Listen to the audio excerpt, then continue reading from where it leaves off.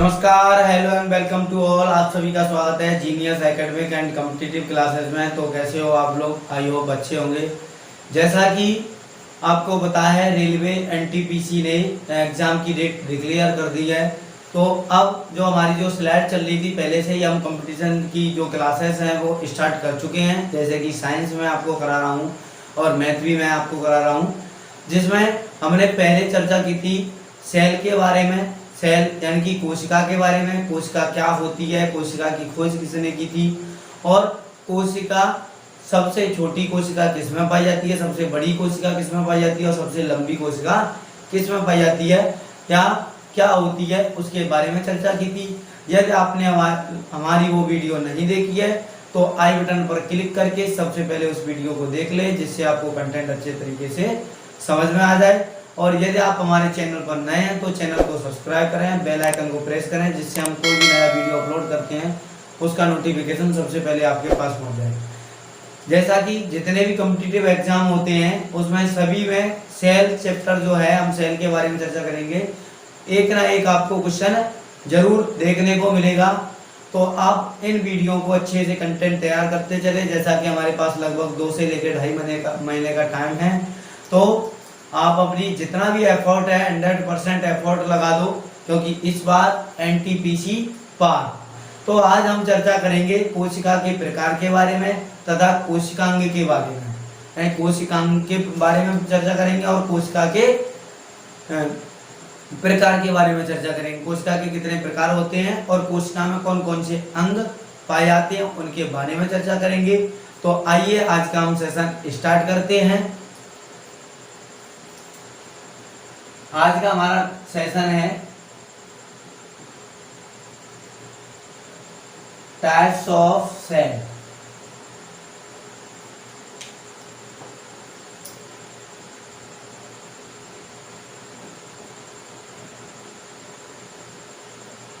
कोशिका के प्रकार।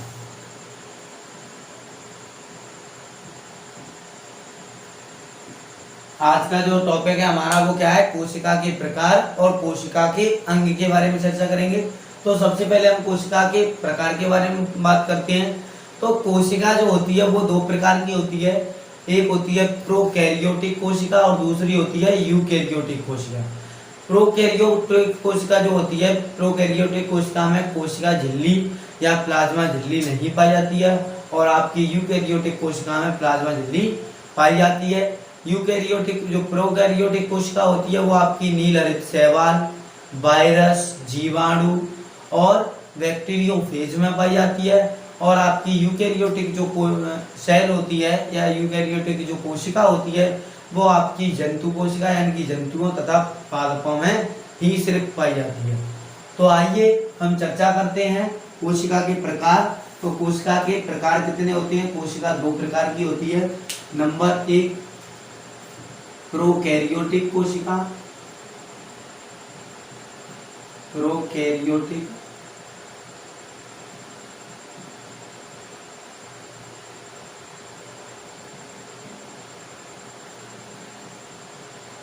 प्रोकैरियोटिक कोशिका और दूसरी आपकी होती है यूकैरियोटिक कोशिका।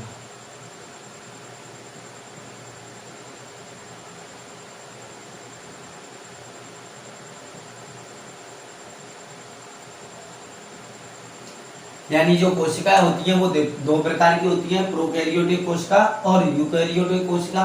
अब हम इनके बारे में चर्चा करते हैं कि प्रोकैरियोटिक कोशिका क्या होती है और यूकैरियोटिक कोशिका क्या होती है। तो अब हम चर्चा करते हैं प्रोकैरियोटिक कोशिका के बारे में। प्रोकैरियोटिक कोशिका क्या होती है? जैसे प्रोकैरियोटिक कोशिका जो होती है इसमें सुविकसित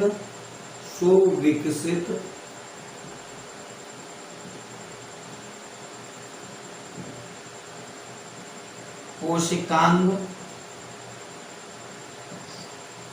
नहीं पाए जाते हैं।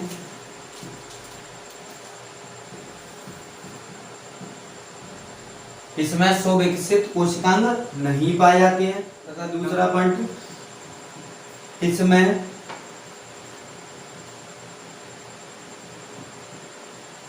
इसमें केंद्रक झिल्ली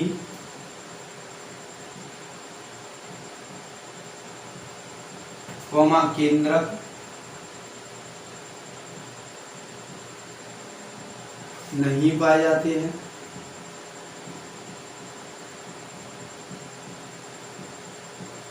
इसमें केंद्रक झिल्ली और केंद्रक भी नहीं पाया जाता है। यानी कि जो प्रोकैरियोटिक कोशिका होती है पाई किस किस में पाई जाती है, तो यह है जीवाणु, कॉमा वायरस, बैक्टीरियोफेज,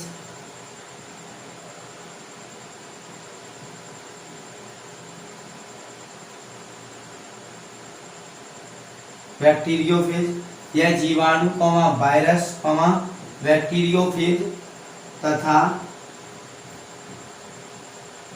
नील हरित शैवाल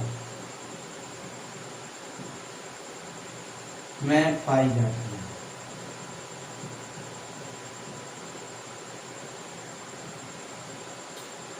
यानी कि यह जीवाणु, विषाणु या वायरस, कॉमा बैक्टीरियोफेज तथा नील हरित शैवाल में पाई जाती है। अब बैक्टीरियोफेज जो क्या होता है, बैक्टीरियोफेज के बारे में आपको थोड़ा सा बता दूं। जो बैक्टीरियोफेज होता है ये गंगा में पाए जाने वाले जीवाणु होते हैं। गंगा में पाए जाने वाले जीवाणु होते हैं। ये क्या होते हैं, ये जीवाणु जो होते हैं वो क्या करते हैं, इन जीवाणु की वजह से ही गंगा के पानी में कीड़े नहीं पड़ते हैं। जैसे आपको पता है कि गंगा का पानी काफी समय तक रखा रहे, सालों तक, तब भी उसमें कीड़े नहीं पड़ते हैं। तो इस जीवाणु के कारण ही नहीं पड़ते हैं, क्योंकि जो गंगा का पानी होता है उसमें बैक्टीरियोफेज एक जीवाणु पाया जाता है, जिसके कारण उसमें कोई भी कीटाणु या वायरस उत्पन्न नहीं हो पाती, ये उनको मार देते हैं, खा जाते हैं। तो जो प्रोकैरियोटिक कोशिका होती है वह जीवाणु, वायरस, बैक्टीरियोफेज तथा नील हरित शैवाल में पाई जाती है। अब तीसरे पॉइंट के बारे में चर्चा करते हैं, अगले पॉइंट के बारे में चर्चा करते हैं। इसमें डीएनए, कॉमा आरएनए तथा प्रोटीन कोशाद्रव्य में पाए जाते हैं।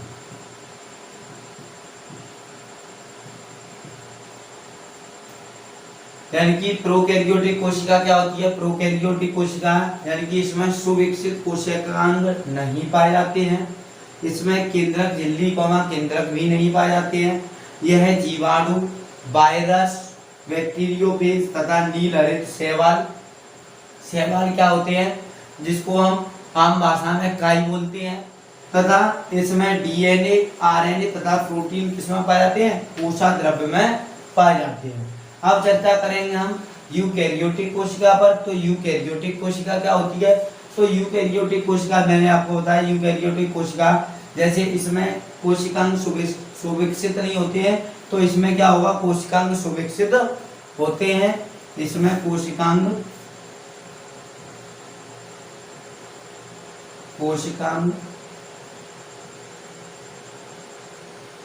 सुविकसित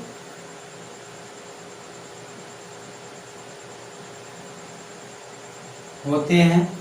इसमें कोशिकांग सुविकसित होते हैं। इसमें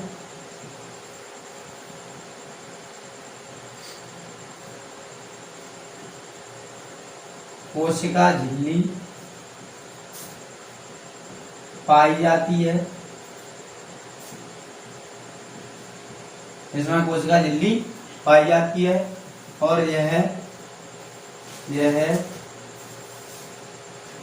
जंतुओं और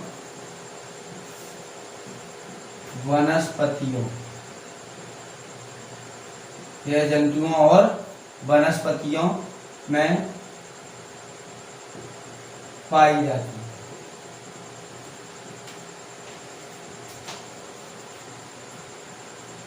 तो कोशिका के प्रकार, तो कोशिका दो प्रकार की होती हैं, प्रोकैरियोटिक कोशिका और यूकैरियोटिक कोशिका। प्रोकैरियोटिक कोशिका क्या होती है, इसमें सुविकसित कोशिकांग नहीं पाए जाते हैं। इसमें केंद्रक झिल्ली, केंद्रक नहीं पाए जाते हैं। यह जीवाणु, वायरस, बैक्टीरियोफेज तथा नील हरित शैवाल में पाई जाती है। इसमें डीएनए, आरएनए तथा प्रोटीन पोषक द्रव्य में पाए जाते हैं। और यूकेरियोटिक कोशिका क्या होती है? यूकेरियोटिक कोशिका, इसमें कोशिकांग सुविकसित होते हैं या पाए जाते हैं। इसमें कोशिका झिल्ली पाई जाती है और यह जंतुओं और वनस्पतियों में पाई जाती है। अब हम चर्चा करेंगे कोशिकांग के बारे में। कोशिकांग क्या होते हैं? अब हम चर्चा करेंगे कोशिकांग के बारे में।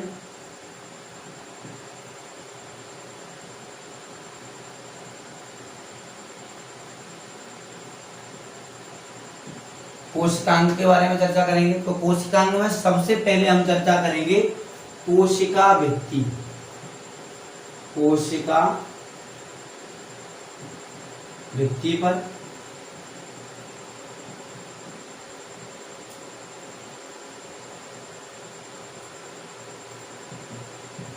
यानी कि कोशिका भित्ति क्या होती है?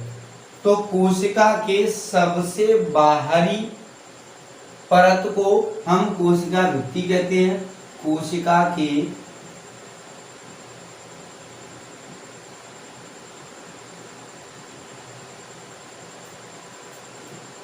बाहरी परत को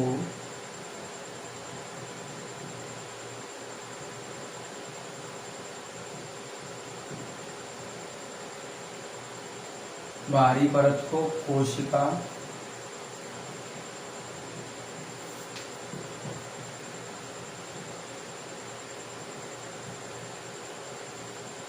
भित्ति कहते हैं। कोशिका के बाहरी परत को कोशिका भित्ति कहते हैं, जो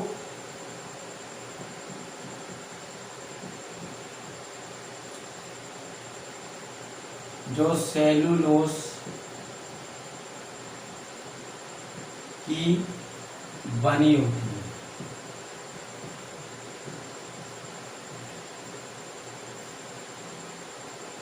जो सेलुलोज की बनी होती है।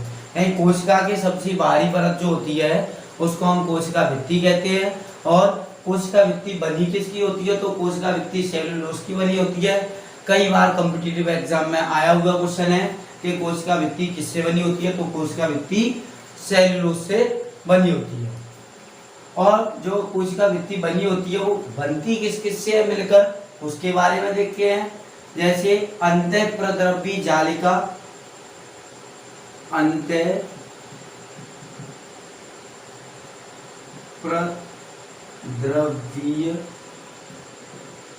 जालिका से निकलने वाले पदार्थ, अंतःप्रद्रव्य जालिका से जो पदार्थ निकलता है उसे हम एंडोप्लाज्मिक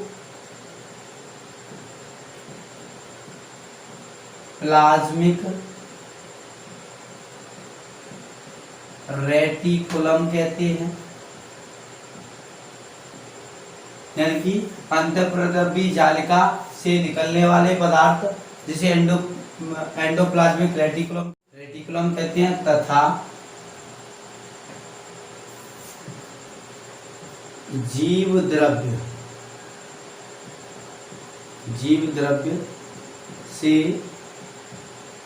निकलने वाले पदार्थ से बनती है। जीव द्रव्य से निकलने वाले पदार्थ से बनती है। तो यानी कि जो कोशिका भित्ति होती है आपकी, जो सेलुलोज की बनी होती है, वो किससे मिलकर बनी होती है? अंतःप्रद्रव्य जालिका से निकलने वाला पदार्थ जिसे हम एंडोप्लाज्मिक रेटिकुलम कहते हैं, तथा जीव द्रव्य से निकलने वाले पदार्थ से मिलकर बनी होती है।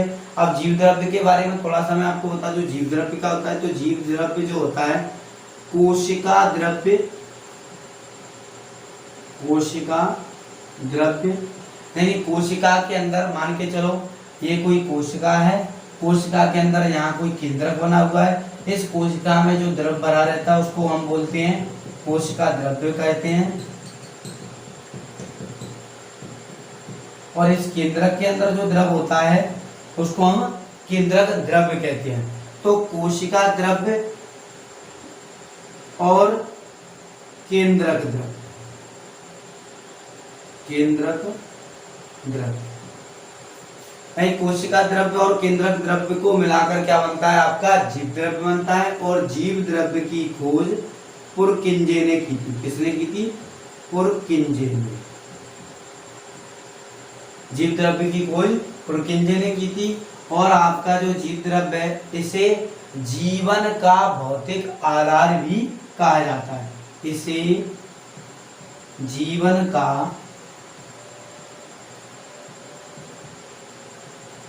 भौतिक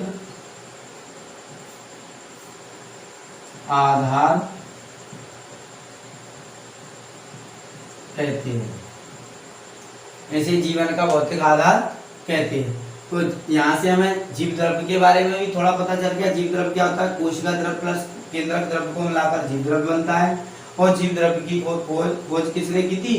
जीव द्रव्य की खोज पुरकिंजे ने की थी। और जीव द्रव्य को हम अन्य किसके नाम से जानते हैं? जीवन का भौतिक आधार कहा जाता है। तो कई बार एग्जाम में क्वेश्चन बनता है जीवन का भौतिक आधार किसे कहते हैं? तो जीवन का भौतिक आधार किसको कहा जाता है? जीव द्रव्य को। अब हम चर्चा करेंगे कोशिका भित्ति के प्रकार के बारे में कि कोशिका भित्ति के प्रकार कितने होते हैं, क्या होते हैं। कोशिका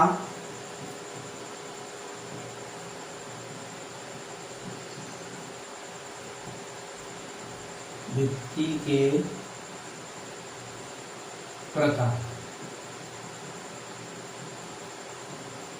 कोशिका भित्ति के प्रकार यानी कोशिका भित्ति कितने प्रकार की होती है? तो कोशिका भित्ति आपकी जैसे सेलुलोज की होती है, पेक्टिन की होती है, लिग्निन की होती है और काइटिन की होती है।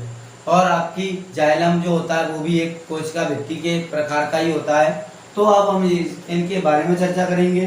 तो कोशिका भित्ति जो आपकी है,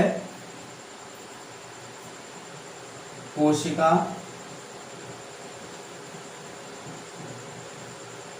भित्ति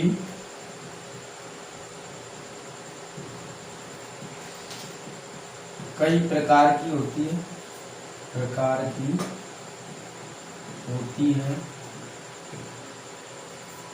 कोशिका भित्ति कई प्रकार की होती है। तो नंबर 1 पर हम चर्चा करेंगे। सबसे पहले किस पर चर्चा करेंगे? सेलुलोज पर ही चर्चा करेंगे। पहली हमारी क्या है? सेलुलोज।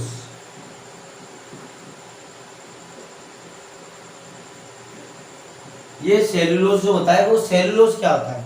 तो सेलुलोज ये है यानी कि सेलुलोज की जो कोशिका भित्ति होती है वो मोस्टली किसमें पाई जाती है? पेड़ों में। पेड़ों की जो कोशिका भित्ति होती है वो किसकी बनी होती है? सेलुलोज की होती है।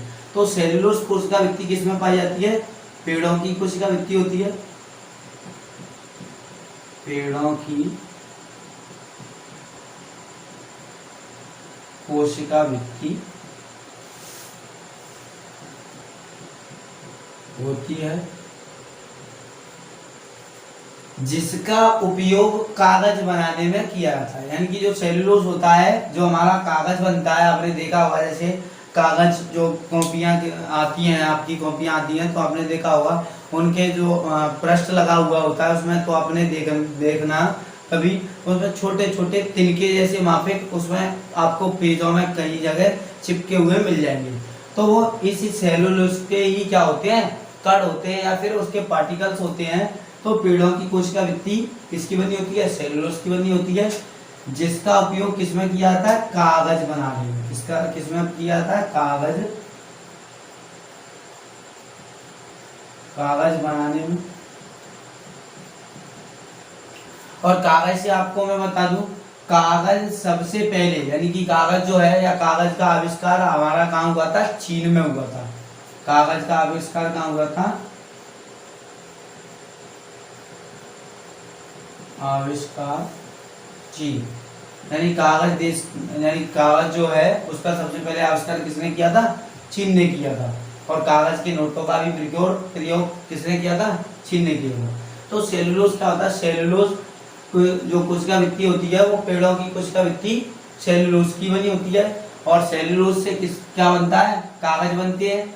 और आपको पता है सेलुलोज जो है, सेलुलोज जैसे एक हमें डिजीज हो जाता है या एक रोग हो जाता है, जैसे आपने नाम सुना होगा अपेंडिक्स का, अपेंडिक्स के बारे में सुना होगा। तो अपेंडिक्स क्या हो जाती है, तो इस सेल्यूलोज को जब हम हरा खाना अधिक मात्रा में उसका सेवन करते हैं तो हमारे अंदर क्या होता है, बड़ी आंत में अपेंडिक्स हो जाती है। पहले हुआ करती थी लेकिन अब वो क्या है, अवशेषी अंग है। अवशेषी अंग क्या होते हैं, अवशेषी अंग वे अंग जिनका हम उपयोग करना बंद कर देते हैं, जिनका कोई भी उपयोग नहीं होता, वो धीमे धीमे क्या हो जाते हैं, गायब होने लगते हैं, विलुप्त होने लगते हैं। जैसे कि हमारी क्या है, एक अवशेषी अंग के रूप में क्या है हमारी अपेंडिक्स। अपेंडिक्स किसका काम करती है, अवशेषी अंग है एक वो। तो अपेंडिक्स जो है तो इसे पचाने के लिए यानी सेलुलोज को पचाने के लिए, सेलुलोज को पचाने के लिए, पचाने के लिए, सेलुलोज को पचाने के लिए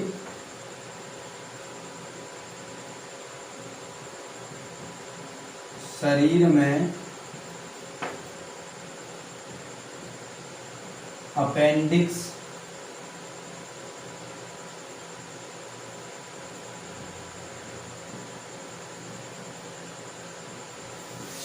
पाई जाती थी। और सेलुलोज जो आपका है, सेलुलोज एक कार्बोहाइड्रेट है, यह है एक कार्बोहाइड्रेट है, यह एक कार्बोहाइड्रेट है। और कार्बोहाइड्रेट कई प्रकार के होते हैं, जैसे मोनोसैकेराइड, डाइसैकेराइड और पॉलीसैकेराइड। तो जो सेलुलोज होता है वो पॉलीसैकेराइड प्रकार का होता है। ये कैसा होता है, पॉलीसैकेराइड। क्या होता है ये, पॉलीसैकेराइड। यानी कि यह किस प्रकार का कार्बोहाइड्रेट होता है, तो पॉलीसैकेराइड प्रकार का कार्बोहाइड्रेट होता है। अब अगली हम कोशिका वृत्ति के बारे में बात करेंगे। जैसे अगली कोशिका वृत्ति है हमारी काइटिन। काइटिन जो छोटे छोटे कीट होते हैं उनकी कोशिका वृत्ति या उनका जो बाह्य कंकाल होता है वो किसका बना होता है, काइटिन का बना होता है। तो कीटों का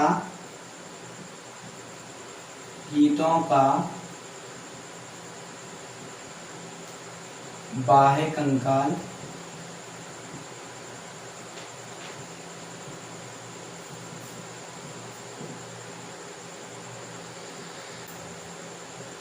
काइटिन का बना होता है। कीटों का बाह्य कंकाल जो होता है वो काइटिन का बना होता है। तो काइटिन की कोशिका वृत्ति किसमें पाई जाती है, तो कीटों में पाई जाती है। काइटिन की कोशिका वृत्ति किसमें पाई जाती है, कीटों में पाई जाती है। अब हम अगली कोशिका वृत्ति के बारे में चर्चा करते हैं, बायोटिन। बायोटिन तो बायोटिन जो होती है, तो बायोटिन की कोशिका वृत्ति आपकी कवकों में पाई जाती है। यानी कि कवकों की कोशिका वृत्ति बायोटिन की बनी होती है। कवकों की कोशिका वृत्ति बनी होती है।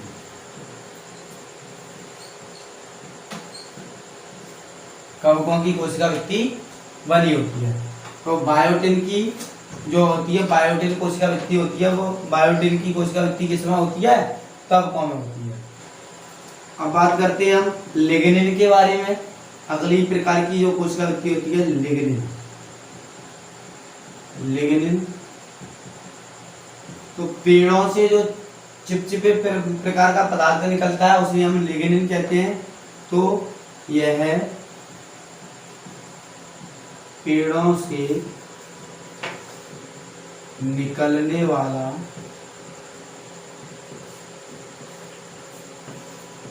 चिपचिपा पदार्थ होता है।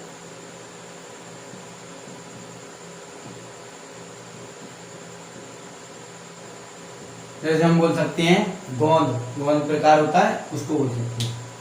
अगली है जैसे कि जाइलम।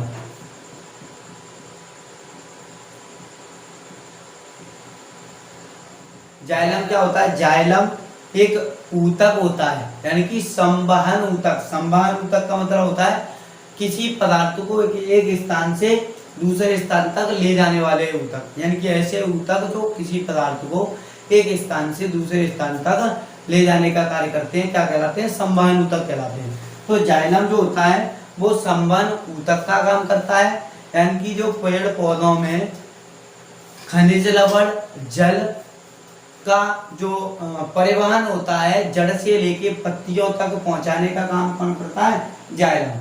तो जाइलम जड़ से खनिज लवण तथा जल को कहाँ तक पहुंचाती है? पत्तियों में पहुंचाती है, जहां पर किसी भी पौधे का भोजन का निर्माण होता है। तो किसी भी पौधे के भोजन का निर्माण कहाँ होता है? तो पत्तियों में होता है। तो पत्तियों को किसी पौधे का क्या कहते हैं? हम रसोई घर कह सकते हैं, यानी कि किचन ऑफ ए प्लांट क्या होती है?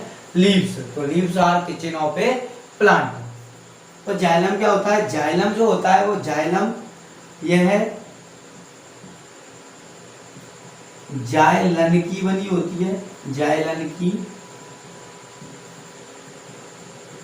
बनी होती है। यही संवहन ऊतक जो जाइलम होता है इसकी जो कोशिकावृत्ति होती है वो किसकी बनी होती है? जाइलन की बनी होती है। अब एक पॉइंट आपको और बता दूं, जैसे एक पॉइंट जैसे हम चर्चा करेंगे, जो कोशिकाएं होती है, कोशिकाएं दो कोशिकाएं हैं, उनके जो बीच का भाग होता है उसको क्या कहा जाता है? तो कोशिकाओं के बीच के भाग को हम कहते हैं लेमला। क्या कहा जाता है? कोशिकाओं के बीच के भाग को, यानी कि दो कोशिकाओं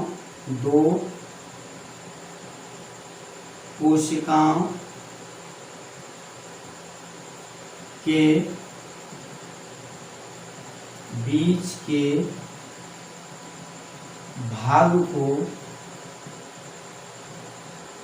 लेमला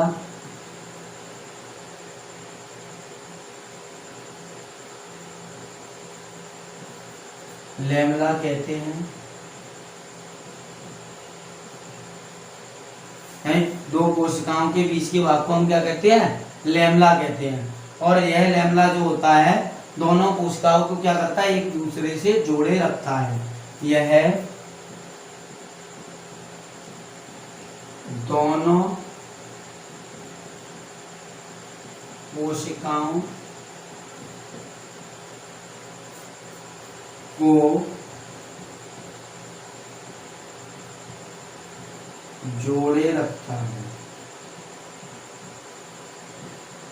यह दोनों कोशिकाओं को क्या करता है? जोड़े रखता है। तो दो कोशिकाओं के बीच जो भाग होता है उसको हम क्या कहते हैं? लेमला कहते हैं। और यह दोनों कोशिकाओं को क्या करता है? जोड़े रखता है। अब ये जो लेमला होता है वो किससे मिलकर बना होता है? तो ये जो लेमला होता है वो दो प्रकार का होता है, दो प्रकार से बना होता है। उसके बारे में हम देखते हैं, दो प्रकार कौन कौन से होते हैं। जैसे लेमला दो भागों से मिलकर बना होता है। एक को बोलते हैं हम कैल्शियम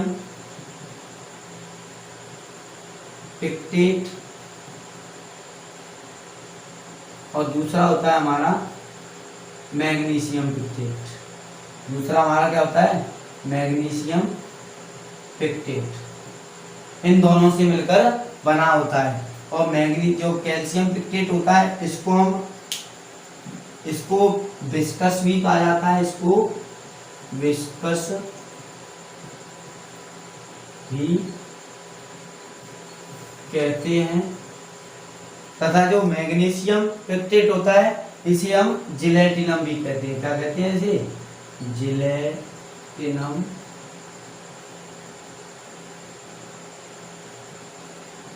भी कहते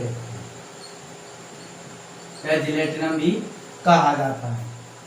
तो दो कोशिकाओं के बीच का जो भाग होता है वो किससे मिलकर बना होता है? लेमला से, यानी कि भाग को क्या कहते हैं? हम लेमला कहते हैं। और ये लेमला जो है वो दोनों कोशिकाओं को एक दूसरे से जोड़े रखता है। और यह लेमला बनता किससे है? तो ये कैल्शियम पिक्टेट और मैग्नीशियम पिक्टेट का बना हुआ होता है, जिसको विस्कस कहते हैं। यानी कैल्शियम पिक्टेट को हम विस्कस कहते हैं और मैग्नीशियम पिक्टेट को क्या कहा जाता है? जिलेटिनम कहा जाता है। अब इन दोनों के बारे में चर्चा करते हैं, यानी इन दोनों का पौधों में क्या महत्व होता है। कैल्शियम पिक्टेट और मैग्नीशियम पिक्टेट के बारे में हम थोड़ी सी चर्चा कर ले रहे हैं। कैल्शियम पिक्टेट क्या होता है, यानी कि इनका क्या काम होता है। तो जो कच्चे फल होते हैं, कच्चे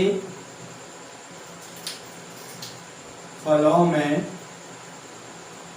कैल्शियम पिक्टेट तथा मैग्नीशियम पिक्टेट कच्चे फलों में कैल्शियम पिक्टेट तथा मैग्नीशियम पिक्टेट तेजी से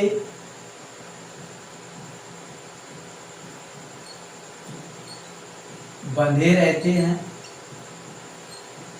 तेजी से जुड़े रहते हैं। यानी कि ये दोनों हैं कच्चे फलों में आपस में तेजी से मजबूती से जुड़े हुए रहते हैं, इसलिए कच्चे फल कैसे होते हैं, कठोर होते हैं, यानी कि हमें टाइट लगते हैं खाने में कच्चे फल। तो इसलिए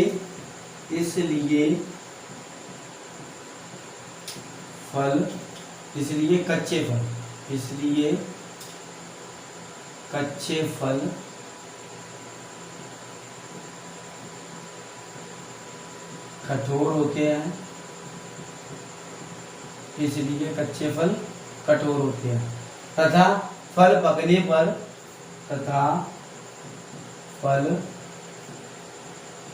पकने पर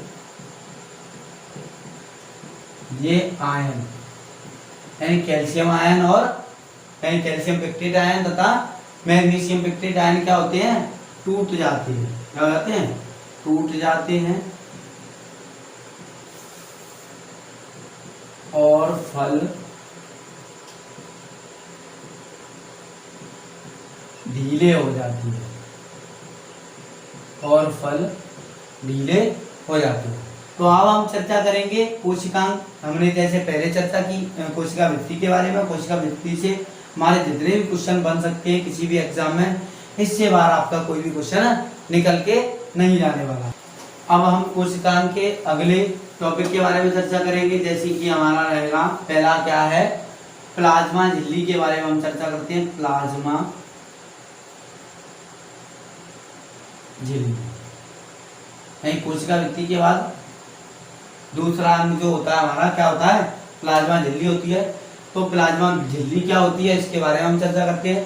तो प्लाज्मा झिल्ली जो होती है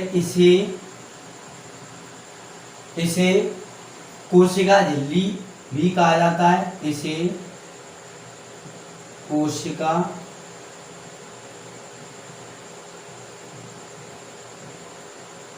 झिल्ली भी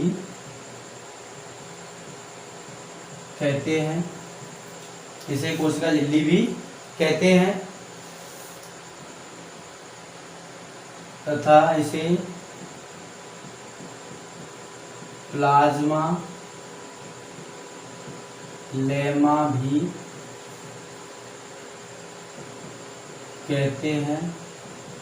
कोशिका झिल्ली को नाम से जानना है हम, कोशिका झिल्ली भी वही है, प्लाज्मा झिल्ली भी वही है, और इसे प्लाज्मा लेमा भी कहते हैं, तथा इसे बायोलॉजिकल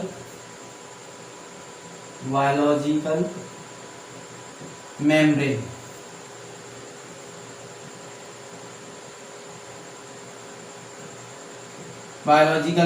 भी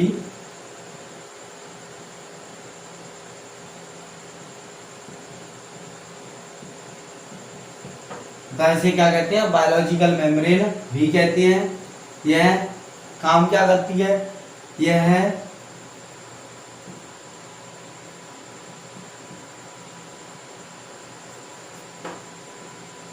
कोशिका में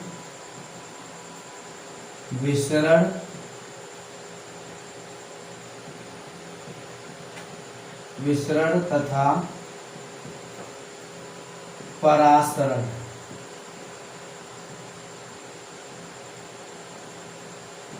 पर नियंत्रण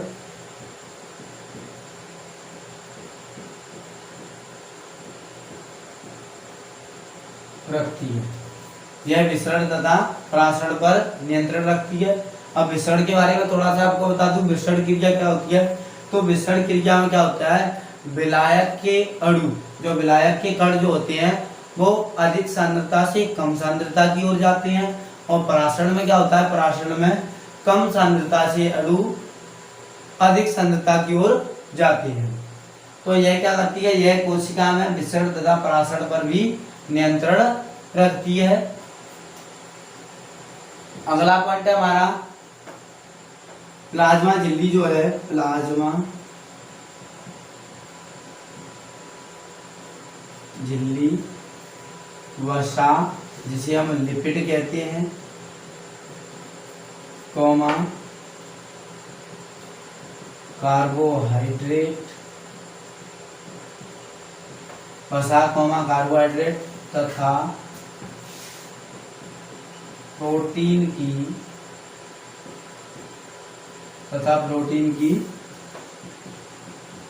बनी होती है, तथा प्रोटीन की बनी होती है तथा यह है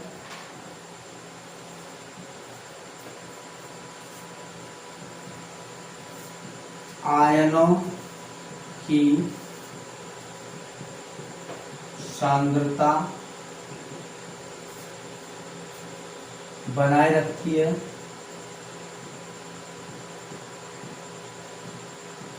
यह आयनों की सांद्रता बनाए रखती है और अणुओं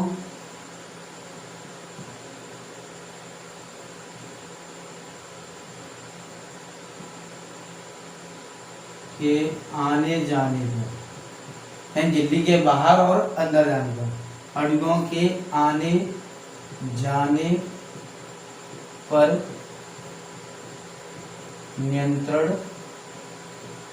रखती है। अणुओं के आने जाने पर क्या करती है, नियंत्रण रखती है। तो प्लाज्मा झिल्ली क्या होती है, यह इसे कोशिका झिल्ली भी कहते हैं, इसे प्लाज्मा लेमा भी कहते हैं, बायोलॉजिकल मेम्ब्रेन भी कहा जाता है। यानी क्वेश्चन बनता है आपका जो कॉम्पिटिटिव एग्जाम में, तो बायोलॉजिकल मेम्ब्रेन किसे कहते हैं, तो प्लाज्मा झिल्ली को अन्य नाम किससे जाना जाता है, बायोलॉजिकल मेम्ब्रेन के नाम से जाना जाता है। यह कोशिका में विसरण तथा परासरण पर नियंत्रण रखती है। प्लाज्मा झिल्ली किसकी बनी होती है, तो प्लाज्मा झिल्ली वसा, इसकी बनी होती है वसा जिसे हम क्या कहते हैं, लिपिड कहते हैं, कॉमा कार्बोहाइड्रेट तथा प्रोटीन की बनी होती है, आयनों की सांद्रता बनाए रखती है और अणुओं के आने जाने पर नियंत्रण रखती है। तो आज का जो सेशन है हमारा यहीं पर समाप्त करते हैं। तो आई होप आपको वीडियो अच्छा लगा होगा, तो वीडियो को ज़्यादा से ज़्यादा लाइक करें, शेयर करें, कमेंट करें और यदि आप हमारे चैनल पर नए हैं तो चैनल को सब्सक्राइब करें, बेल आइकन को प्रेस करें, जिससे हम कोई भी नया वीडियो अपलोड करते हैं उसका नोटिफिकेशन सबसे पहले आपके पास पहुंच जाए। साथ ही साथ आप हमारे टेलीग्राम चैनल से जुड़ सकते हैं, जो हमारा genius Academic and Competitive classes के नाम से ही बना हुआ है, तथा इसी नाम से हमारा फेसबुक पेज है, आप उसको भी फॉलो कर सकते हो। तो आगे के बारे में हम आगे के जो कुछ अंग हैं जैसे राइबोसोम है, गोल्जी बॉडी है, इनके बारे में हम अगली स्लाइड में चर्चा करेंगे। Thanks for watching.